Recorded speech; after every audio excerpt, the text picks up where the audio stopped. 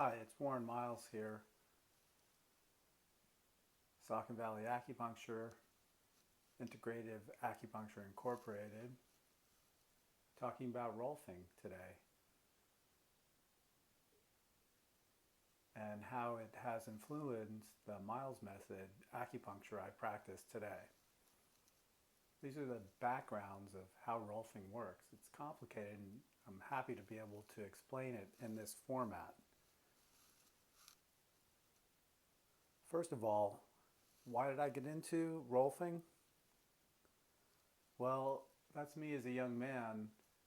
I had problems with my low back that Western medicine couldn't help with.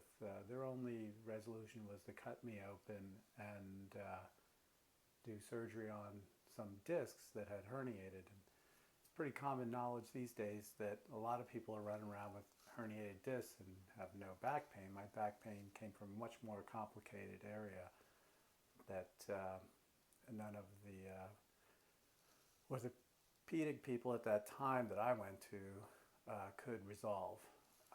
So I ended up having surgery and it didn't help. So then someone mentioned Rolfing to me, and I had already been doing yoga since I was 14. So I was flexible, I had an understanding of my body, and the whole idea of Rolfing was very appealing to me at the time. So here's Ida Rolf. She died in the early mid 70s.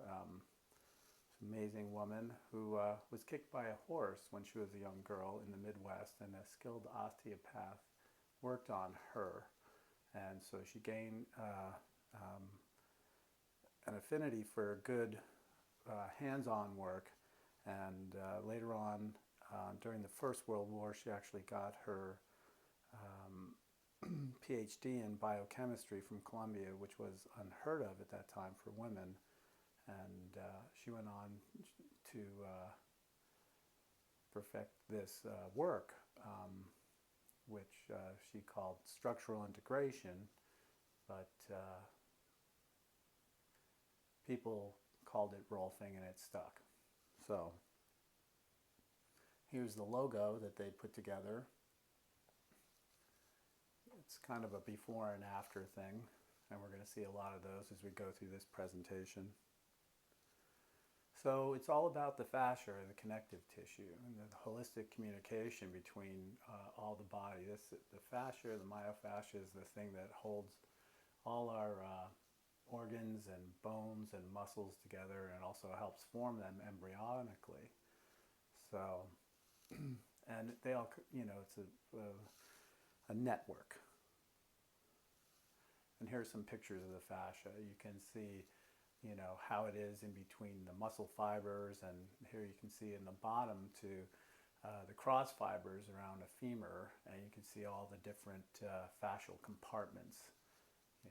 The hamstrings in the back, and all the quads in the front, and how each individual fibers are surrounded in this myofascia, but also the general bagging of the individual muscles themselves, and the whole group of muscles too, and the bone itself too.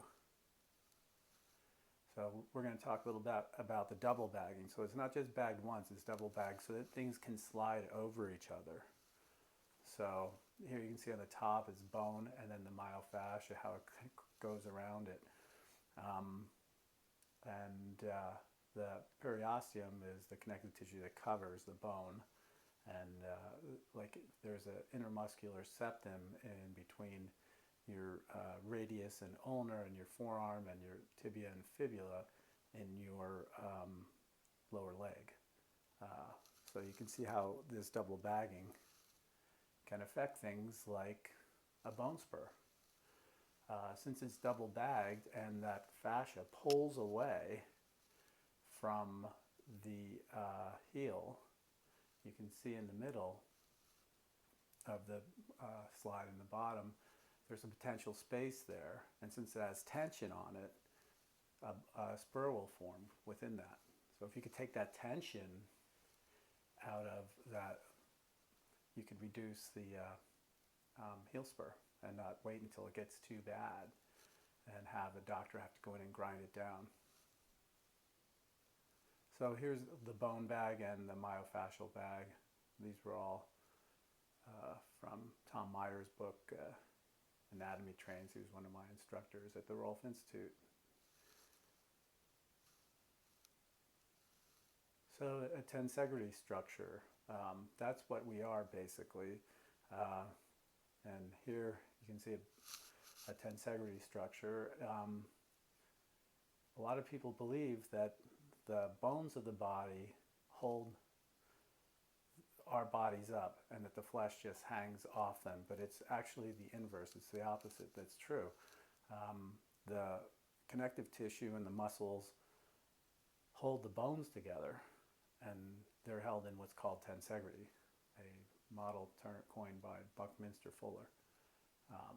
So if you can change the tension in the elastics here in these illustrations, you can see that the different struts there, or white, what we would call bones, can change position if you change the tension in the elastics in between. And that's basically what Rolfing does, is we change the tension in certain areas of the body systematically over 10 series to create balance in gravity. Yep, and that's how it works. Let's talk about it. This is going to show the different areas that we work on in each of these 10 sessions. Now, they're usually done more superficially and then go deeper as we go along. So the first 3 are considered the superficial areas of the body, and the subsequent ones go deeper. So here's a presentation of the different areas that are colored in the different hours. So these are the different areas, and there's usually time in between for each session, and you have to be able to be upright and moving in order for the Rolfing series to work. If you are stuck and in a wheelchair, you can't get Rolfed. You have to be upright and moving in between the sessions, because that's when the magic happens. It's not just what happens on the table. So here is from Ida Rolf's book, what you look like before, and we're going to see the different lines, what we call the lateral line. We want to see that line from the ear to the shoulder to the hips to the knees and to the ankles all line up. So this is before 1, and then it shows us what happens after 4 sessions, approaching that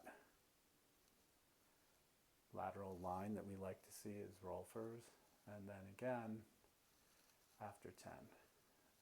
And you could imagine that the body actually produces less energy and feels better and more energetic when it's all lined up like this.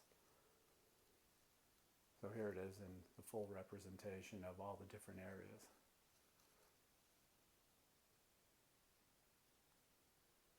And again, the different areas of the body that we work on in each of the 10 sessions that are normally done about a week apart.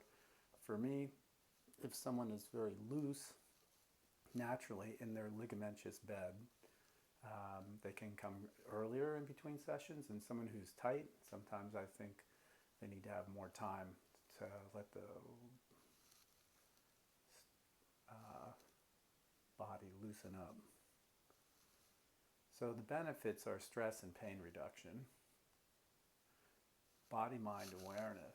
You get to be aware of where you're tight. A lot of times, especially if you've had trauma or something in the body, you wouldn't realize how tight you are in certain areas, even though that car accident might have been 20 years ago. It's still in there. So you have to get it, worked on. And there's lasting effects.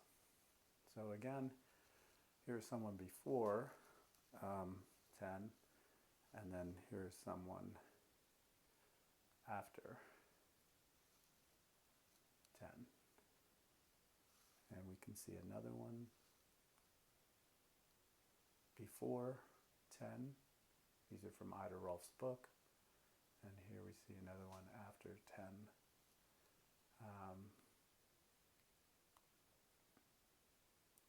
Another one before. This is from the Rolf Institute website. And then another one after 10. It's rolf.org for those of you interested. And does Rolfing last? So here's another build of a young woman in 1980. This is again from Ida Rolf's book.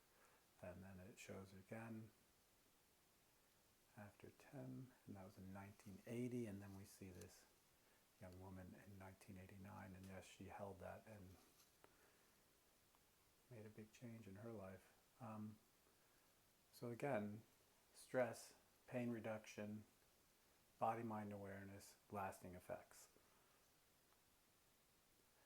So for me, I know you probably have questions, you can email me, but this was the foundation for me and how I do my acupuncture today, because with the Rolfing, you get to go to continuing ed classes, and I am a certified advanced Rolfer, so I learned spinal mechanics and visceral manipulation and other things that can help to balance the body. And now I can use acupuncture to get those things in balance and what I call Miles' method and in harmony with the nervous system.